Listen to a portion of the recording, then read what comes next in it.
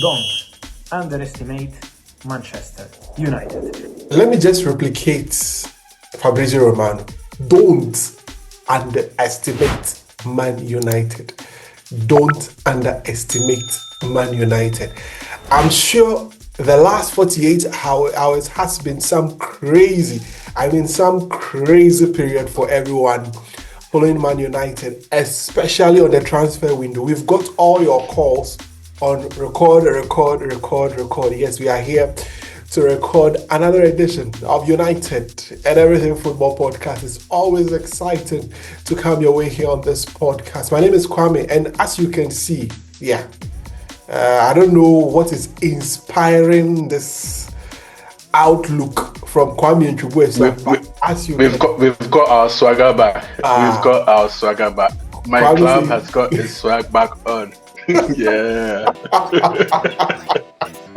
Yeah. Who is that club called United? United. In the course of the week, I put a post out there that there were two Uniteds, one big United and one small United, after a certain gentleman called Benjamin Sesko. Now, the small United decided to muddy waters, throw everything at the problem, throw money at the problem. But the young man Sesko was like, hey, hold on a minute. No matter what you give me, there is only one United. And that is the one with the big M, Man United. As I speak to you, there is a here we go from Fabrizio Romano and an Austin bomber, all at the same time, indicating that Benjamin Sesko, as we record this podcast, is in Manchester, commencing his medical.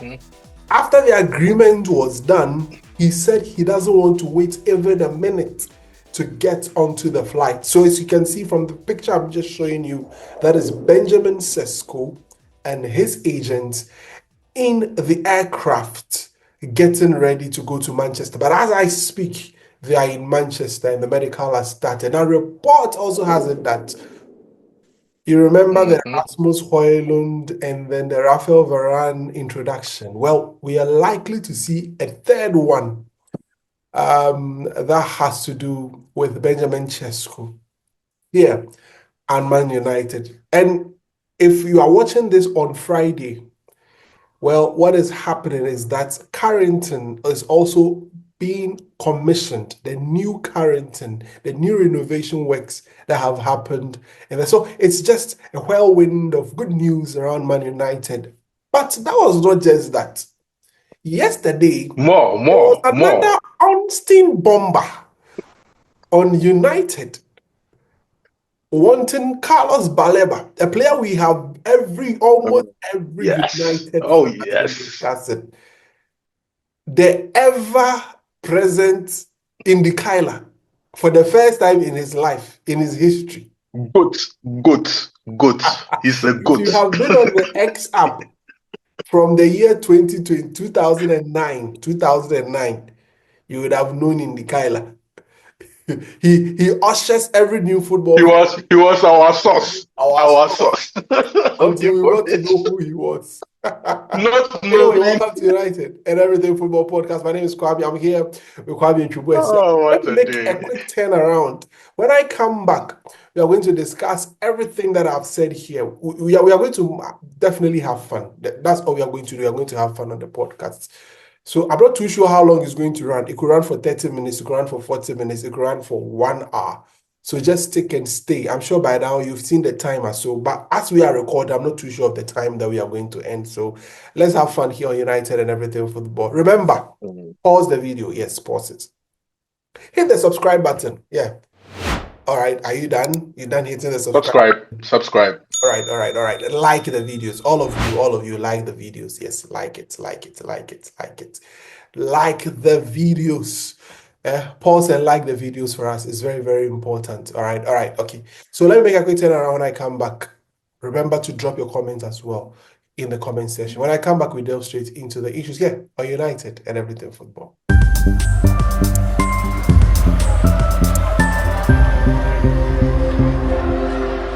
All right, thank you very much. Welcome to United and Everything Football Podcast. So Kwame is here, looking all fly, looking all swag on, or got a swag on. Kwame, what's making you look like this? Yeah. You got our swag back. Oh, got swag back. Mm-hmm. We're a big club again. At least we're acting like one. You know what? No, let me take off this one. Let's hear you. So you know what, yeah? This transfer window has been a roller coaster of emotion, right? We are all so pissed off, ultra pissed off when the season ended the way that it did. I mean, last season. And we came to City. I remember we did it with who did we do the post? No, it wasn't David. When when the season ended, we had Godfred Akotobuafo. Godfred. Yes. How could I even forget Godfred? It was Godfred. And that day, I think we all shared a very similar sentiment. We said Manchester United should react violently to how badly the season actually ended. We should come out all guns blazing. And the window started with fireworks. First couple of weeks of the window, we signed a £62.5 million Cunha. I mean, that was in the works for a very long time. So over the course of the season. But then after that, we thought it would be back to back to back. And the frustration started. We're going for Cunha, and we're going for Mbumo, and took 6 whole damn weeks. That's when our emotions just swung all over the place. Everybody became super frustrated. We were so damn frustrated, so down. It dragged and dragged and dragged. And after that, we're like, what next? We had all lost any bit of hope as to how good the window could ultimately become. Striker chase, they said. Most people wanted a more proven striker. So even the news of Sesko wasn't taken on board by everybody else. But let me tell you one thing about the move about Sesko. You know, the last episode I came to sort of big up the whole move. Yeah. My main motivation for us getting this over the line is just to show people who Manchester United is. Newcastle have come up over the last few years with this whole mentality as if they are part of the party now, and then they just kicked us out of the club and we're outside. We are now bouncers, the arrogance, the cheek of it. We had to put them in their places. One of the motivations for me actually wanting this move to go through, besides the other things that I said before, I'm glad we did that. I'm glad we kicked them in the balls. We showed them that it's not even about the money, because they offered more money. They offered everything. They threw kitchen and sink at it, like you said, but the player chose United. It's reminiscent of every single signing that we've made this summer. They all wanted to play for Manchester United. In fact, Sesko and his agents gave up money to come to Manchester United. They left a lot of money on the table to come to Manchester United. The only party that benefited immensely was Leipzig. Because even beyond the fees that we've had to pay, they've arranged friendly matches and other things for us to play to top up. Not for us to top up, but for them to be able to top up. You get what I'm saying? But France shouldn't get upset with that. It's normal. It happens in football. Even Spurs played against Bayern Munich just a few hours ago. I think Bayern beat them 4-0. That was part of an agreement between Spurs and Bayern Munich to play 2 friendly matches, not even 1. 2 friendly matches, so that Spurs can make money off Bayern Munich, because I think they even played in Germany, not even in England. They've played 1 game already at the Tottenham Hotspur Stadium last season. They have? Yes. So this is the part 2. This is the part 2. I remember that game that had Mazraoui and De Ligt on the bench right after those players. Yes, I remember. Yes. Oh, so that was the part 1 and this is the part 2. Exactly. So all proceeds going to Tottenham Hotspur. Can you imagine that? So this is not anything new. We just did what we had to do to get the move over the line. But ultimately, Newcastle offered £5 million more, and the players said no. They offered more wages, and the players said no. This is a signal to everybody that we are back. We are back, and the top up, as you mentioned, Baleba. See, like I said, we're going through a roller coaster of emotions. So even after the Sesko thing, we're like, okay, so maybe we don't have any more money to make any more signings, because before we spent £200 million gross. Manchester United's best spend ever was under Ten Hag, £235 million.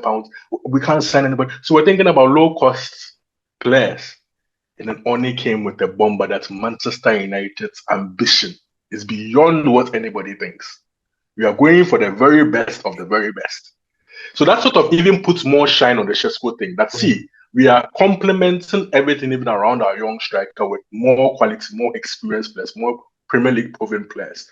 He will be supplied with all the chances in the world to make him a success. But this question just popped up as you were just analyzing. This question just popped up in my mind. That is it that INEOS sort of wanted to test Amorim, I mean, during the preseason, in a way to see what kind of football he was going to play.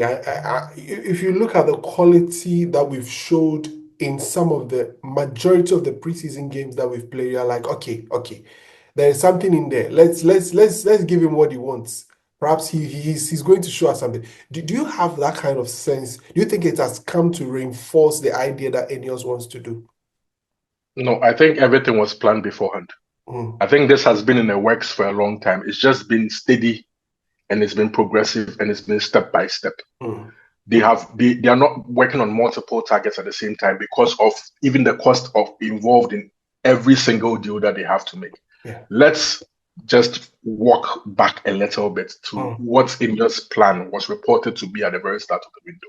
They had a budget of £130 million, right? And it was because we're told that was because of all the job cuts and everything. Like, we've done so many episodes on these things.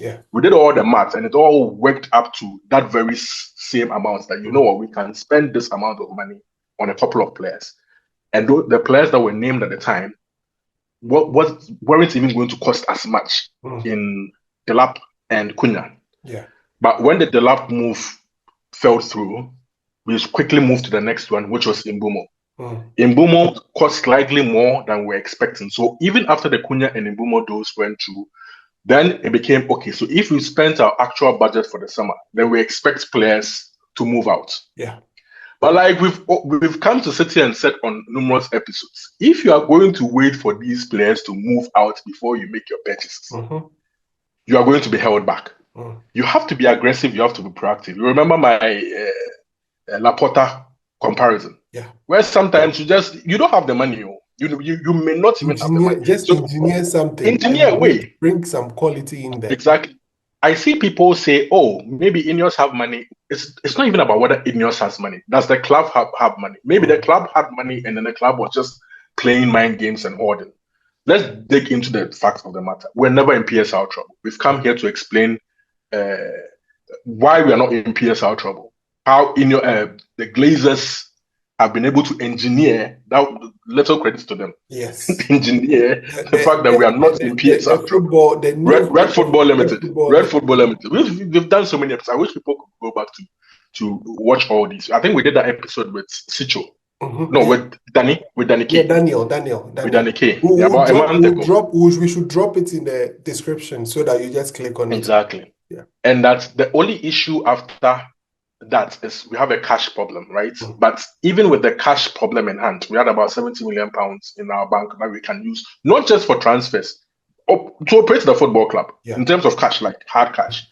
We also have the capability to access our loan facility to the tune of £140 million. It's the same loan facility that we used to accrue our most expensive summer window ever under Ten Hag, when we spent over £230 million. We used that money from the loans to buy Casemiro and Anthony.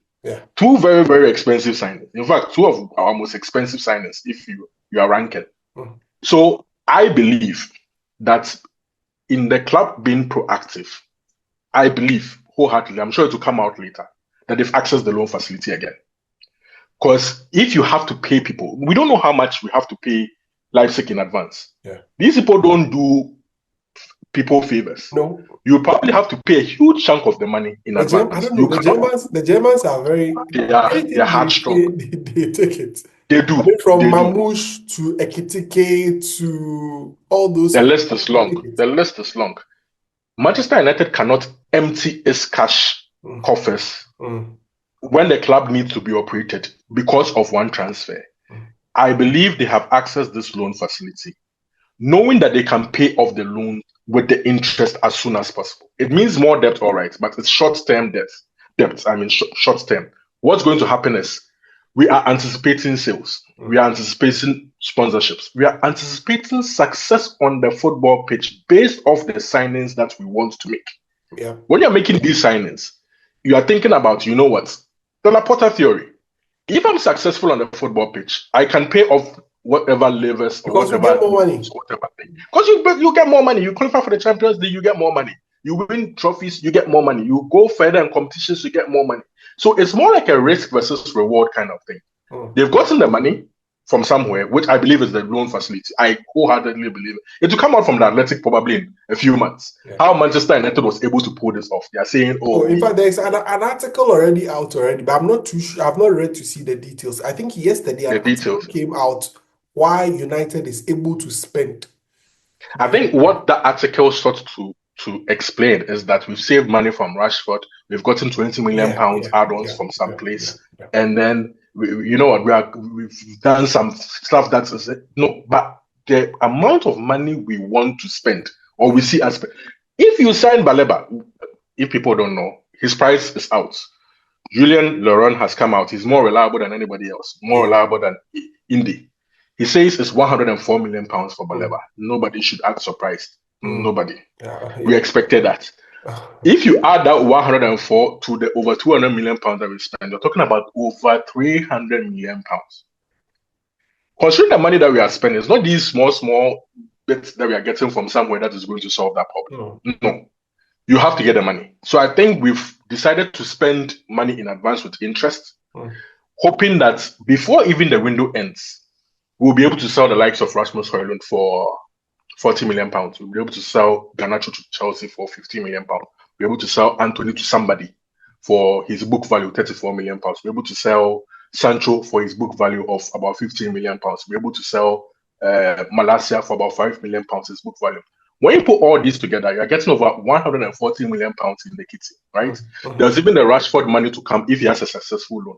Yeah. You get what I'm saying? So you add that to even the add-ons that you are getting. We're talking about a healthy 150 to 200 million pounds coming into the club from the sale of assets and other stuff. Not to even add the fact that there is sponsorship. Not to even add the fact that you could actually succeed on a football pitch with these signings, get Champions League football, get more money in. You get what I'm saying? So there is high reward for this. It's a high risk. You can get a lot of reward for this.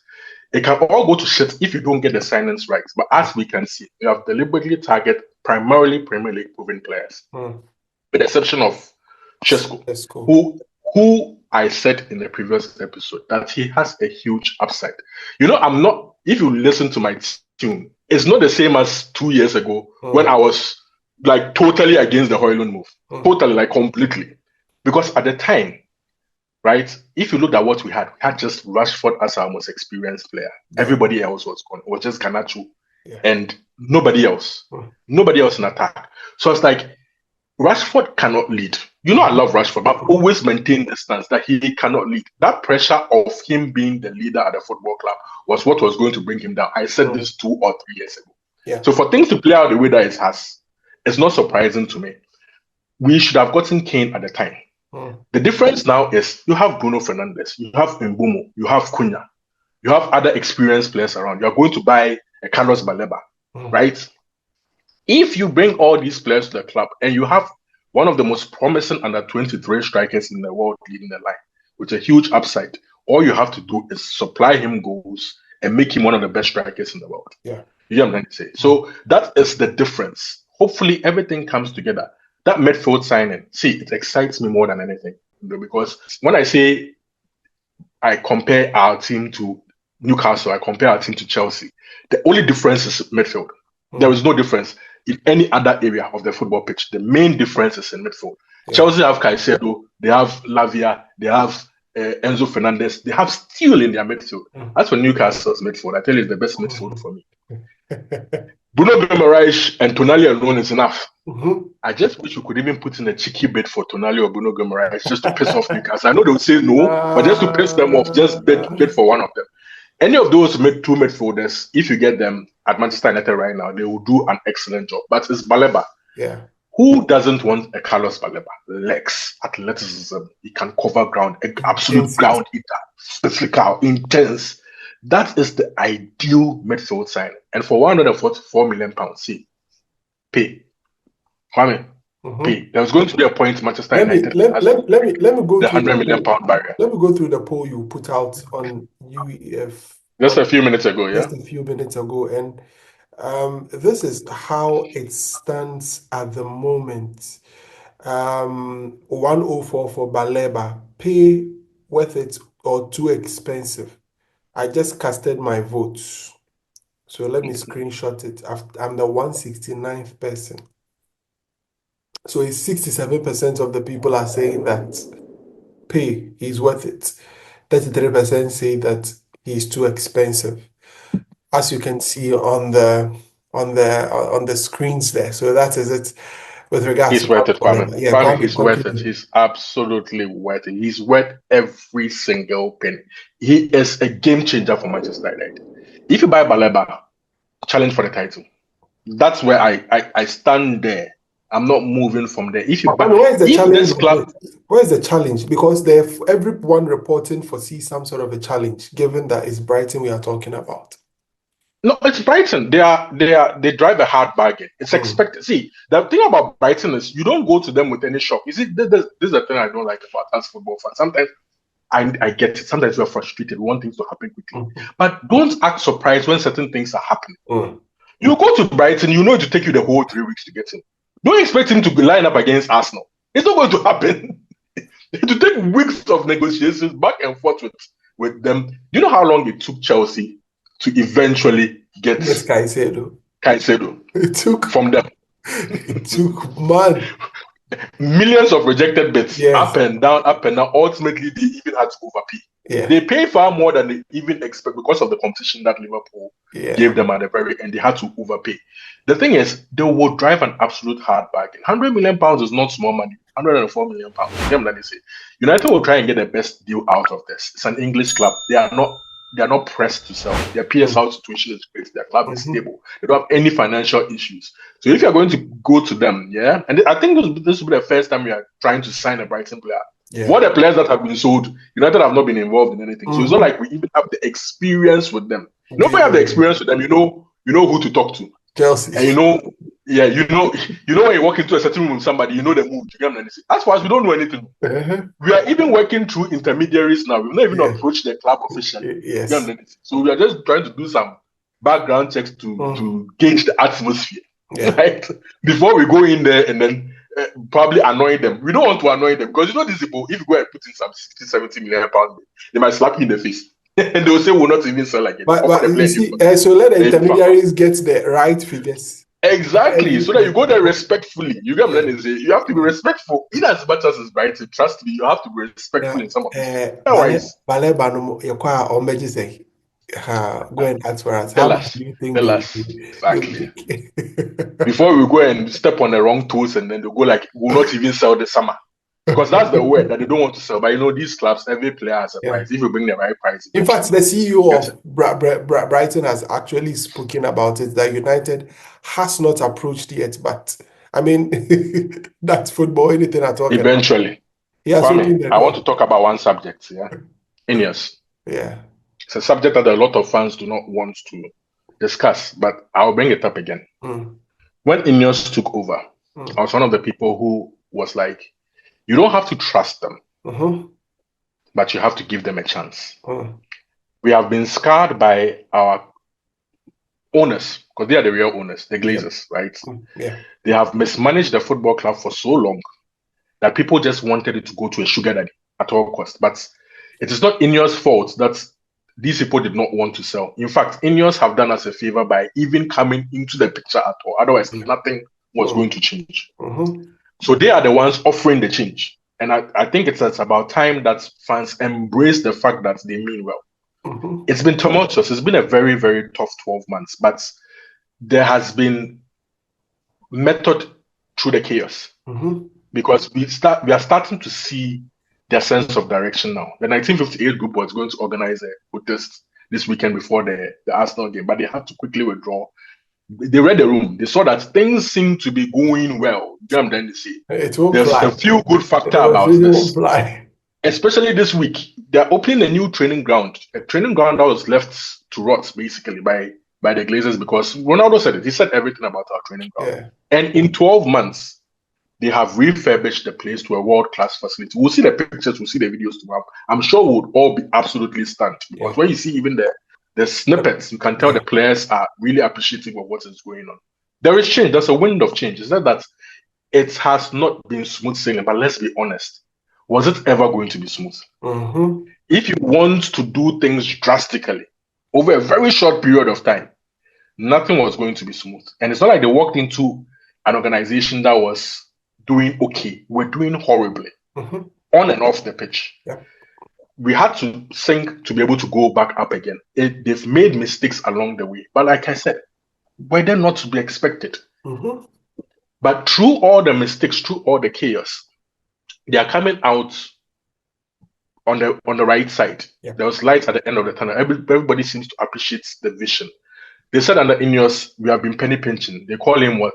Single digit billionaire. They call him all sorts of things. It's just another Glazer. I feel those things have been so unfair. Mm-hmm. They have been set in the heat of the moment, in the heat of bad results, in the heat of not sacking Ten Hag and paying him off and then bringing in a new manager, and things have not been going well. But let's look at things holistically. Mm-hmm. They invested £185 million. They made the club invest £185 million in the first summer window, 12 months ago. Yeah. January, they bought players for the first time for Manchester United in 5 years. We have not bought a player, not loan, because we're doing loans. We have not bought a player in 5 years. The last player we had bought in January was Bruno Fernandes. 6 years ago. Can you imagine? We had been wasting January transfer windows. Even chance at titles, we had wasted them because we didn't reinforce in January. But they did. They spent £30 million in January. And this summer, they've already spent £200 million. When you do the quick math, you're talking about 180 plus 20, 210 plus 200, £410 million spent already in less than 12 months. Yeah. And if they sign Baleba, you're talking about over £500 million spent under INEOS on players in 12 months. If they add a goalkeeper, they would have addressed every single position on the football pitch. Some of those positions even multiple times. 3 strikers, 2 left backs, 3 midfielders. You understand? You see, they are doing their job. There is method through the madness. I think, like the owner said, Sir Jim Ratcliffe said, in time, we would appreciate what they are trying to do. He appreciates our concerns, and I've sort of appreciated it too. I've been frustrated as well. Yeah. Even in this transfer window, I said to myself that I do not care about the infrastructure and all those things. The most important thing is fixing the football pitch. But you have to do both. You have to do both. They have invested more in the football club than those Glazers have invested in 20 years. They are the ones who have made sure that Manchester United have turned a profit for the first time in 5 years. £50 million from Sir Jim Ratcliffe's pockets to renovate the training grounds. You know what I'm saying? So let's not continue to just follow the crowd or be sentimental or just be emotional because Qatar did not win the bid. It's about time you get on the right side of history at times and go like, you know what? These people are not the Glazers. These people mean well. They are trying to do the right stuff. If somebody ruins something for 20 years, it's not going to just take a snap of the finger to fix things. It's going to take some time. Hence, their targets, their goals. I personally do not agree with the fact that a top 5-6 finish is enough. But they just want European football as a sign of progress. For me, if you add Baleba, you should even be challenging for the title. But if you qualify for Europe along the way, it's acceptable. It's progressive. Next year, they would want you to take that step again to challenge. In 2028, they will expect you to at least win the title. If Amorim is able to even do things quicker and earlier, just as INEOS are trying to do things quick for him, the better. Well, very comprehensive analysis. I mean, we've combined a lot of things from Baleba to Sesko to the training grounds to the whole mixture. I mean, but there's one thing that is there to talk about, and that is Alejandro Garnacho. Let's talk about the outgoings. quite a few things to talk about there. And just before we came in to start recording, David Onston also reported that Chelsea are advancing. Now, United have stated, I mean, it's out there that they are not taking anything below £50 million because they have benchmarked the Alejandro Garnacho deal to the Noni Madueke deal, where Chelsea had to accept about £50 million from Arsenal in order for Noni Madueke to go the other way. Kwame, let's talk about Alejandro Garnacho and let's end it there. I thought we could go 1 hour, but let's finish in 35 minutes. But we've done a good job. I think we've touched a lot of bases in a short period of time. Yes. See, I don't know what the boy has been waiting for. I thought he would be the first person out of the door. A few months ago, I was even pissed off by the fact that he just wants to go to Chelsea. But now I don't care. We are making good enough signings to look beyond players like Alejandro Garnacho. In fact, he serves a good purpose in the sense that if we are able to sell Garnacho for full profit, it sort of makes every other side that INEOS are making like, oh, it's fine. Because we've brought in a huge chunk of money that counts as full profits for the books.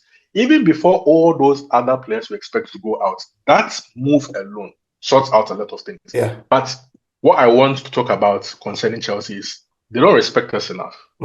They've had a couple of bad dealings with us in terms of even us purchasing players for them for exorbitant prices and them doing what they did to us with Jadon Sancho. We should stand firm on Alejandro Garnacho's price. Noni Madueke went for £48 million plus £4 million add-ons to us. Madueke isn't better than Garnacho. Hasn't produced stats better than Garnacho. Garnacho has a higher standing in world football compared to Noni Madueke. The least Manchester United should get is £50 million. I don't care whether it's 45 plus 5, but that £50 million deal should stand as it is because that's what we want and that's what we should get. It's the minimum. If we don't get that from them, don't sell the kid. He's on 50k a week. His contract ends in 2028. He should rot in the under 21s or on the bench as a lesson to bring him down to reality because the pride and everything is too much. Right? I don't care what happens to him if he has to stay compared to the other high earners. As for him, if we don't get the right price for him, sit him down. He's not going anywhere. Get that 15 million and let's just move on. Get that 50 million, let us move on. Let's wrap it up with the game against Fiorentina. David De Gea will be at Old Trafford. He will be properly sent away by the club. He's put out a video. I mean, if you watch the Man United TikTok or any of the social media platforms of Man United. It's beautiful, isn't it? Yeah, it's very beautiful. I mean, he deserves that, Kwame. He deserves that. It's interaction with Bruno Fernandes and all. It's fantastic. Exactly. Let's talk about that game. We have about 4 minutes to go. Let's talk about that game against Fiorentina. The penultimate game before the season starts. Yes. We did not end the tour the way that we wanted to. So you want a bounce back. You want a bit of fanfare, Old Trafford. At Old Trafford. Yeah. Old Trafford wasn't a fortress last season. Even from pre-season, make it a fortress. Make it a place people should be afraid of. Make a statement of a win tomorrow, not just with a win, but with a very, very good performance, right? There's a feel-good factor around the football club, right? Feel-good factor going into the weekend. We are going to see a new Carrington tomorrow. We are going to see Sesko just before the game, doing a Varane. You want to see David De Gea finally gets his testimonial, because that's what it is. Let's be honest, it's a testimonial against the other goalkeeper who replaced him in Onana, because I'm sure Onana will play. That's the intriguing part about it. You know what? Somebody making a mistake and fans to go on that day, like, you should not have sold De Gea. Or they could even go like, this is why we sold De Gea. Who knows? As for us, we are always choosing sides. That's what we do. We can never be on the same side ever. Just football fan. But you just want to see a very good performance. And I'm sure Amarom will give a speech again at the end of it. Because, see, everything is pointing to the fact that he was right about the storm being over. Everything is calmer now at the football club. On and off the football pitch. I'm sure he would say next season is going to be good. Ideally, you would want us to take some sort of confidence from tomorrow's game and from Saturday's game and then get into the Arsenal game and start the season well. It's crucial. Yeah. We may not have all our signings in by then, but he still has to manage with what he has to start the season well. 3 games before the end of the transfer. Get a couple of wins and a draw or something. Just a good start. So that by the time the full reinforcement is in, we can then kick on for the rest of the season. Sandro Martinez will be coming back soon. A lot of good players will be coming back soon. Press on from the very start. Charlie. Come on, United. Come on.